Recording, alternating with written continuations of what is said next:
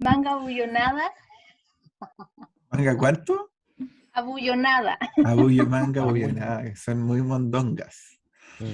Eso no. Parece como de otra época Sí, Es que de esa hecho, prenda. porque Como colonial. este es vestido vintage. sí. Ya. Viste, Sí. tenía las mangas abullonadas y tenía Villa Cariño aquí. Como... Bueno, Sí. para nuestra comunidad de La Spotify moral distraída. para nuestra comunidad de Spotify de evox.com, quienes nos escuchan por audio en sus podcasts, aquí nuestros panelistas están vestidos de una forma bastante particular, ¿no? Pero para que vean el video, digamos, ¿ah? Pero está muy bien, está La muy, idea, muy la bien. Eso es. No al Además fast que fashion. estival total. No es fast fashion, completamente. exactamente. No. Oye, chiquillos, episodio número 15, llegamos a número redondo. ¿Qué tal? 15 por ¿Está fin. bien? Mira. Simbólico. Así que tenemos Estamos una... avanzando ya. Vamos en la recta avanzada. Vamos entonces a nuestra cortina y volvemos con nuestra invitada de honor. Y como mirar profundo hacia adentro es lo mismo que caminar hacia el mundo, comienza ahora un nuevo episodio de Proyecto Subterra, un espacio de diálogo sobre historia y patrimonio local con una mirada descentrada. Por supuesto, con nuestros panelistas descentrados, Alex Ovalle, Natalia Urra, Francisco Betancourt y Víctor Brangier.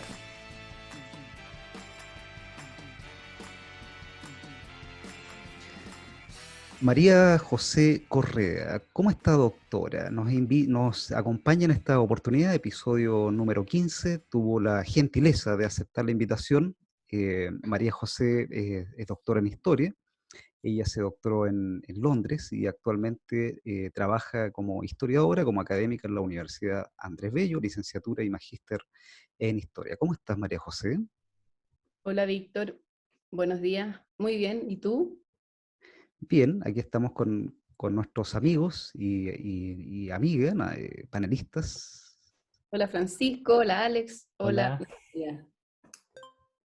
Ven, Un chiquillos. honor tenerte acá, María José. Para mí Bien. también. Oye, y además María José nos trae un tema del que sabemos poco, seamos sinceros. En general, nosotros en Chile tenemos una cultura muy poco cordillerana, no sé, bueno, esta es una frase como polémica para empezar, ¿ya? Pero sabemos poco, vamos de excursión, no sabemos los nombres de los cerros, ¿ah? O sea, pese a que tenemos la cordillera de prácticamente todo el territorio, la gente se pierde, es grave, hay que ir a rescatarlo, ¿ah? Entonces tenemos poca cultura cordillerana. Y María José nos trae acá un tema, un temazo, sobre los baños termales en el pasado y en el presente. ¿Cierto, María José?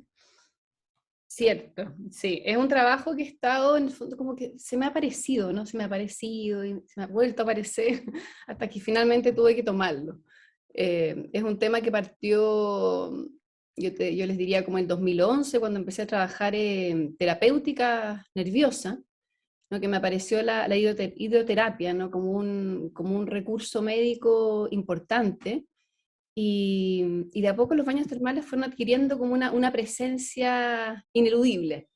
Y también curiosa, porque en el fondo parecieron ser un elemento muy importante de la medicina y del bienestar del 19 y de principios del 20, y desaparecieron del panorama terapéutico, ¿no? Siguen estando presentes desde una óptica del turismo, pero así todo tampoco tan potente. A diferencia de lo que sucede en otros países, en Europa, por ejemplo, donde en algunos países la, la hidroterapia sigue siendo financiada, por ejemplo, por el Estado, ¿no? Como recurso médico. Acá no funciona desde esa perspectiva.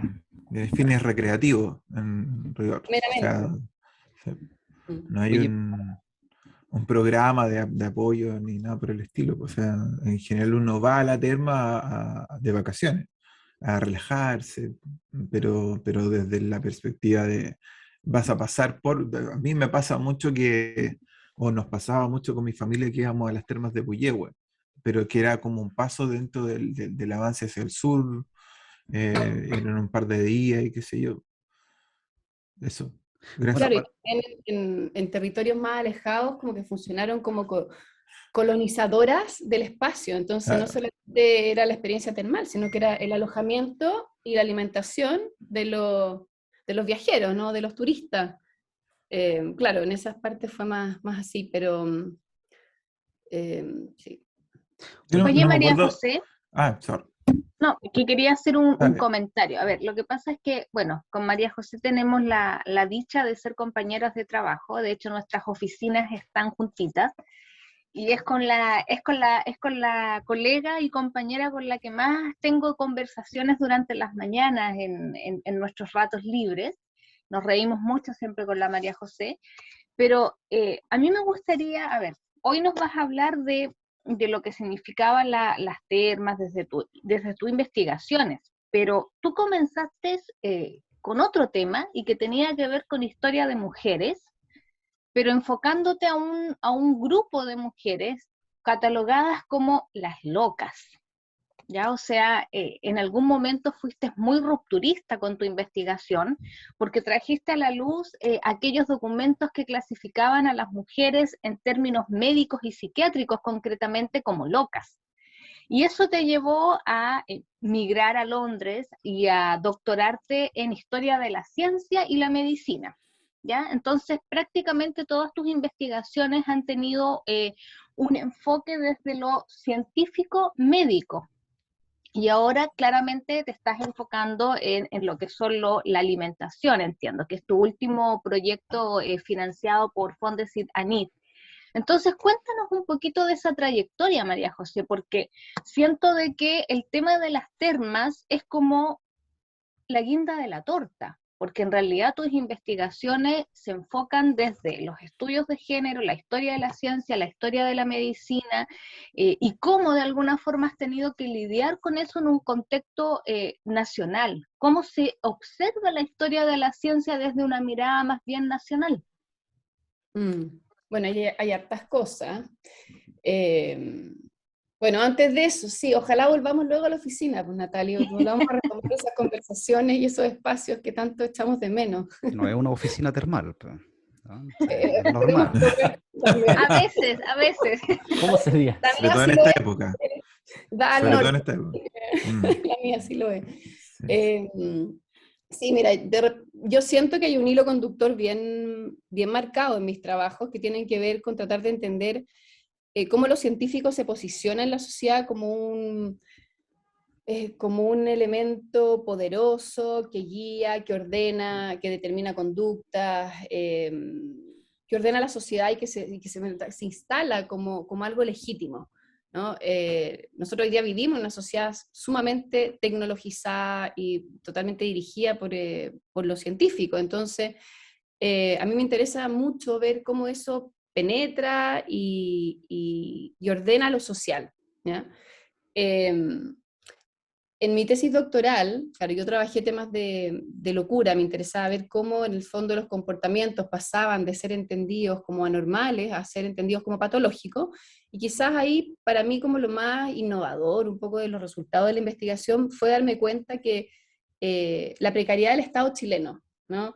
Y que finalmente para el periodo que yo estudiaba, que era de 1830 a 1910, la gestión del comportamiento normal de las personas, su medicalización, la identificación de esos problemas y su manejo científico estaba dado por la familia, por los vecinos y por los pocos médicos que podían sumarse como a esta empresa de clasificar estos comportamientos. Y el Estado era muy, muy precario, ¿no? Independiente que empiezan a pasar muchas cosas relevantes como la formación de la Casa Dorate, la formación de la Cátedra de Medicina, las especializaciones, ¿no? Pero es un proceso lento donde los científicos no se mueven solamente por como los canales formales. Y yo creo que eso ha sido como lo que a mí después me ha guiado en mis trabajos, ¿no? Tratar de ver cuáles son los otros canales y los otros actores que participan de este posicionamiento científico.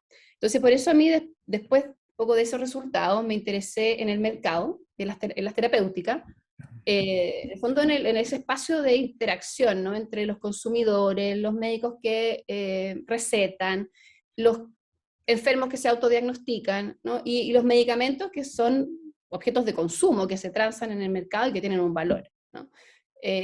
Y también entendiendo que a las personas de calle, ¿no? A los enfermos, a su familia, la medicina les entraba a sus casas por los remedios, ¿no? Principalmente, como sigue entrando hasta el día de hoy.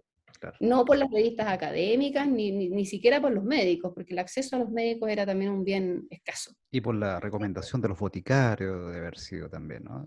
Claro, por todos esos sujetos intermedios y objetos también. Entonces, y eso ha sido como lo que ha movido mi investigación. Yo hoy día, claro, estoy en una investigación sobre calidad alimentaria. Estoy trabajando cómo se conforman criterios de calidad, de confianza, asociados a los productos alimenticios que circulan un poco también en ese mismo periodo, entre 1850 y 1930, entendiendo que es un momento donde se industrializa mucho la alimentación, ¿no? Aparecen alimentos en conservas, enlatados, oscuros, ¿no? Alimentos que no muestran sus componentes, que vienen de lugares lejanos y donde la gente efectivamente tiene temor porque desconoce qué propiedades tienen estos productos, y también porque hay una serie de historias de envenenamiento y enfermedad que rodean su consumo. Entonces, asociado a eso, se empiezan a generar oficinas estatales para fiscalizar estos alimentos, ¿no? Y ahí llega un poco a otro espacio de intervención de la ciencia que tiene que ver con la definición de qué es lo bueno y qué es lo sano. Entonces, por ahí va un poco ese recorrido que es diverso, pero que yo le veo una línea súper clara. No sé Y si ahí el es donde resto entran como dice Natalia, los baños termales también, pues, ¿no? Como terapia, Claro. ¿no? Como Y, sugerencia. y los baños termales me parecen también que son muy como enriquecedores de este paisaje, porque además suman otro elemento que no estamos hablando de una salud que se concentra en Valparaíso o en Santiago o en Concepción, sino en lugares rurales en el fondo, en lugares que no existía nada, existían brotes de agua que habían sido identificados por naturalistas y que se transforman en centros sumamente interesantes, o sea, la electricidad, el telégrafo, las estaciones de ferrocarril, las cartas, los productos manufacturados, se trasladan a estos rincones de los Andes y surgen como pequeños sitios que resumen un poco como ese ideal burgués que se trata de construir. También el tipo de enfermo que se trata de tratar, no sé si se trata de curar. No, son lugares para mi punto de vista apasionantes y que no han sido mayormente estudiados, ¿no? Y que en el fondo también revelan esa potencia regional en la conformación de la salud y de la modernidad.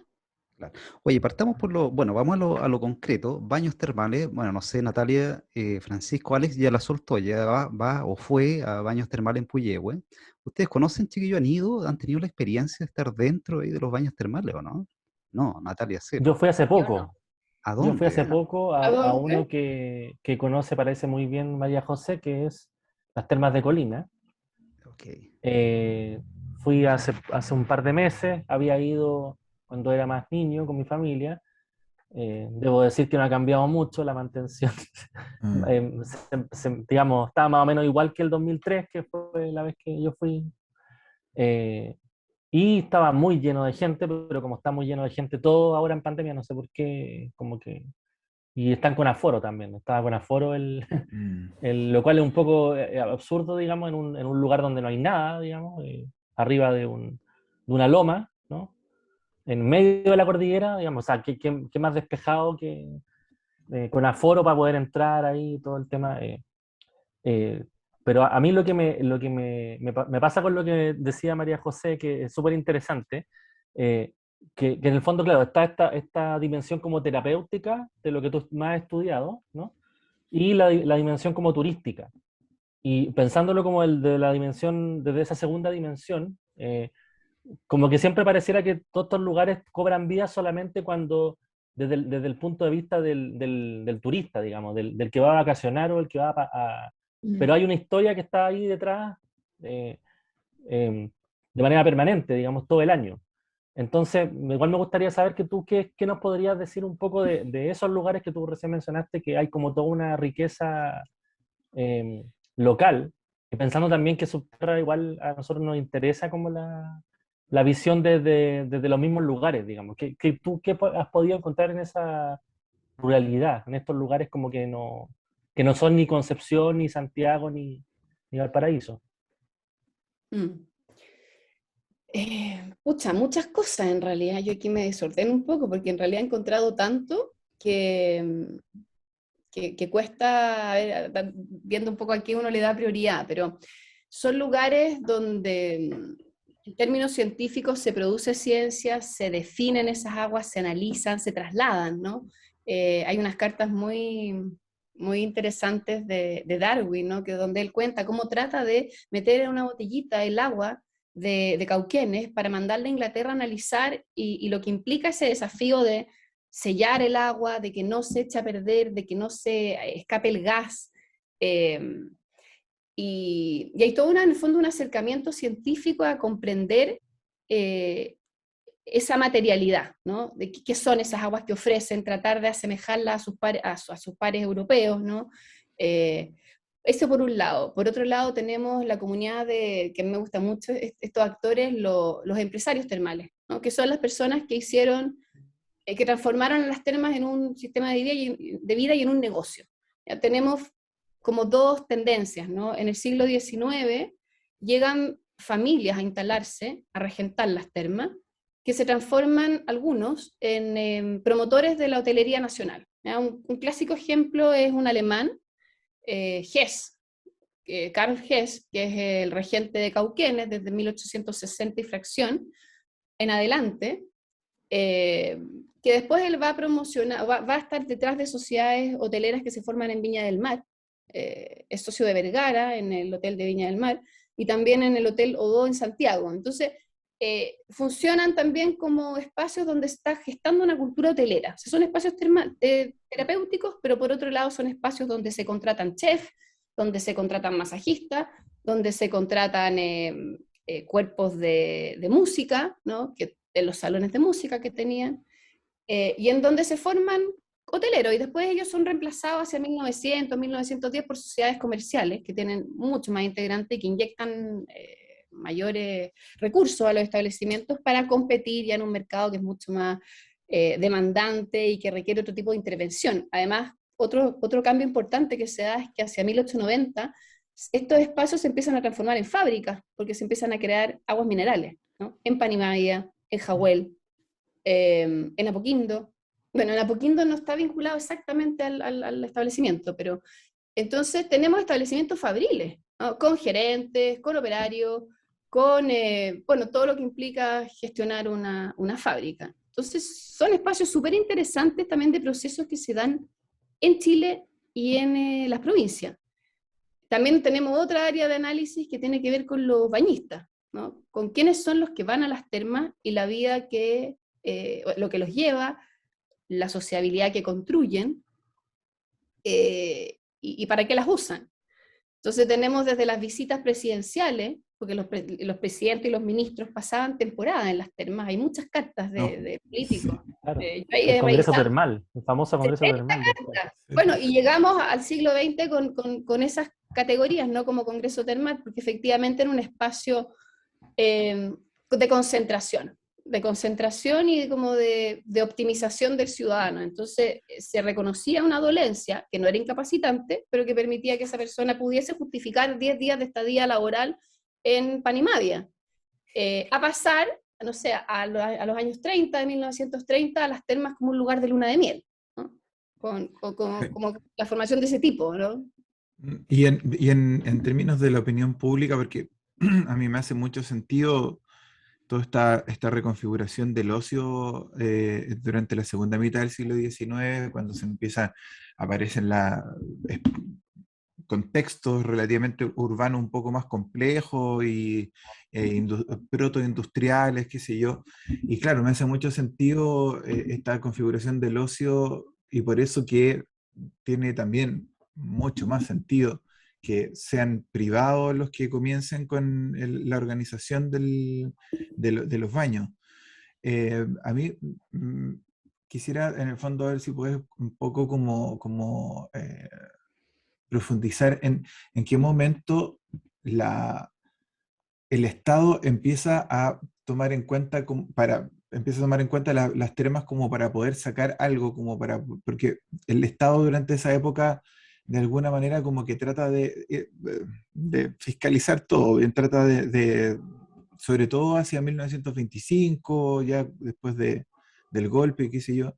¿Cómo ves ese tránsito entre la segunda mitad del siglo XIX y ya entrado 1900 y tanto, cuando ya me imagino que surge un debate a propósito de esto? ¿Ah? Que a mí me pasó cuando estudié el deporte, que justamente se presenta un debate de personas que eran como filántropos, que eran comerciantes o industriales, y luego el Estado empieza a decir, esto es bueno para nosotros, y luego vamos tomándolo como una política pública, diciéndolo en palabras de ahora, ¿no? Sí, totalmente. Ese giro es muy interesante. Mira, hay debates desde fines del 19 respecto al rol que el Estado debía tener en la gestión de estos espacios.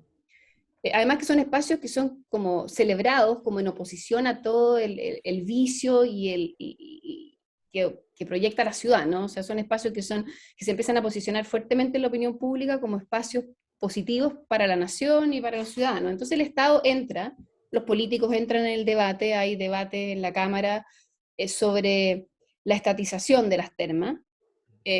Chillán era municipal y Chillán se arrendaba. Entiendo que es la única terma de las grandes de la zona central que estaba en manos del Estado, pero el Estado no la gestionaba y no le interesaba gestionarla tampoco.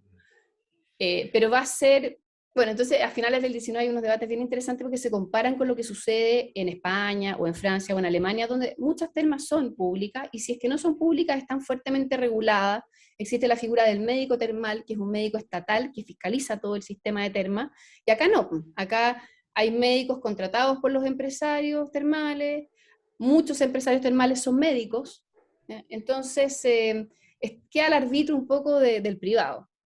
Y eso genera, ¿no?, que las termas se transformen en un espacio de consumo de la burguesía y dejen fuera a la gran cantidad de la población que usualmente usaba las termas. Y la costumbre de sumergirse en los baños termales no es nueva y no nace con la hidroterapia europea.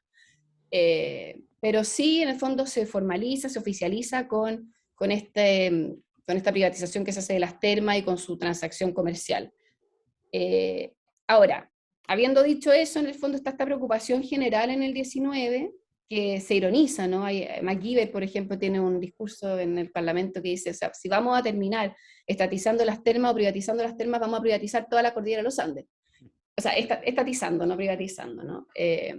Y entonces hay como un rechazo a que el Estado se haga cargo de los establecimientos. Eso va a cambiar en el año 20, ¿no? El primer código sanitario va a incorporar a las termas dentro del código como un recurso terapéutico necesario, y de ahí se van a como generar dos procesos, ¿no?, que conocemos. Por un lado, la institucionalización del turismo, ¿no?, que se van a generar leyes para promover el turismo, y por otro lado, el desarrollo de la salud pública. Entonces, el Estado se va a interesar en las termas por esos dos canales. Por un lado, como un recurso de salud, y por eso en el fondo van a haber leyes, se van a promulgar leyes para estatizar las termas. Hay una carta de Salvador Allende que le manda a Aguirre Cerda, donde en el fondo le dice, o sea, tenemos que acelerar este proceso, porque es un proceso que en el fondo se promulga, pero no se activa, porque no es fácil en el fondo pasar a todos esos establecimientos al Estado. Y por otro lado, lo que es interesante también que en términos del desarrollo de la vacación, o yo siento, ¿no?, que la terma es la que como impulsa ese proceso, porque a las termas se iba en verano, o sea, todas las costumbres que uno ve en las termas a finales del 19 se empiezan a instalar en el desarrollo del turismo, y el Estado las toma, las fomenta, y empuja todo eso para potenciar el turismo como un método profiláctico, como un método para optimizar al ciudadano, ¿no?, para mejorar los tiempos de ocio y la calidad del ocio. ¿no? Todo ese discurso que lo hemos visto trabajado en otros textos asociados a un buen uso de las horas libres. Entonces, esos dos canales van a empujar esta presencia estatal de las termas que se va a materializar. Por ejemplo, en que las termas de Colinas se van a estatizar, y por eso, yo no he visto el vínculo, pero me imagino que por eso es que las termas pasan al ejército, y siguen hoy día en manos del ejército, las de Colinas. Y también por eso Apoquindo deja de ser una terma y se transforma en un hospital, ¿no?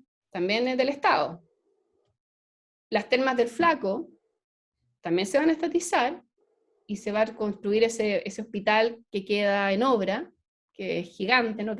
No sé si ustedes han visto las imágenes, pero es impresionante, porque bueno, las termas también que están más arriba, y se estatiza para construir un hospital de tuberculosos, que finalmente no llega a puerto, porque también todo esta fe en la hidroterapia decae con el surgimiento de los antibióticos, ¿no? Que en el fondo viene como a terminar con esta ideología de curación asociada como al equilibrio y a una búsqueda de bienestar como experiencial. ¿Cómo en qué época será eso? Como el boom de los antibióticos, que parece ser como un balde de 1950, agua fría, 1950. Ya, 1950. ya. Pero claro, y como no estaba lo suficientemente instalado en el sistema de salud público, es que nosotros no heredamos un sistema de salud público que hoy día incorpore las termas como un recurso terapéutico, como sí lo tienen en otros países. O sea, en Inglaterra uno se puede tratar en la salud pública con medicina alternativa, si se quiere, ¿no? Complementaria, sí. Está, Oye, claro, está validada. bueno, estamos en el episodio número 15 conversando con la doctora María José Correa, especialista en historia de la ciencia, en historia de la salud, de los baños termales.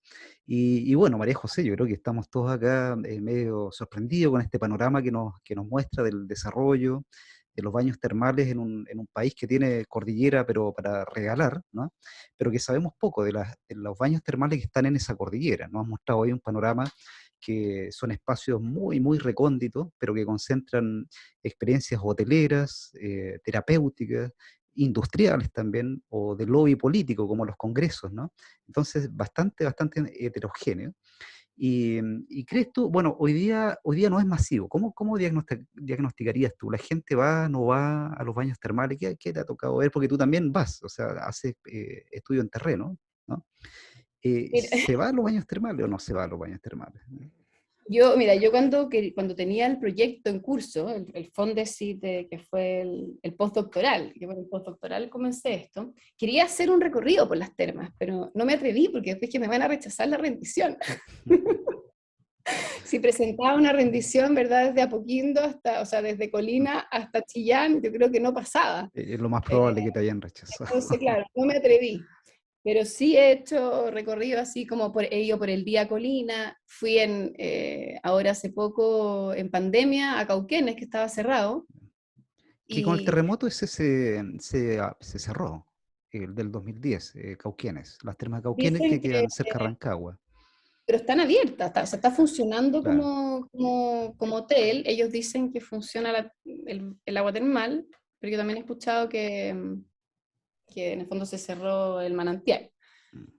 Yo siento que, bueno, yo no conozco mucho de la industria turística termal, porque solamente he ido como investigadora por el día, pero me pasa un poco lo que decía Francisco, que siento que muchos espacios, o sea, hay como dos tipos de espacios, uno que se ha invertido mucho dinero y que son sumamente caros, ¿no? Y muy exclusivos, eh, y que finalmente construyen todo ese prestigio por la oferta hotelera, ¿no?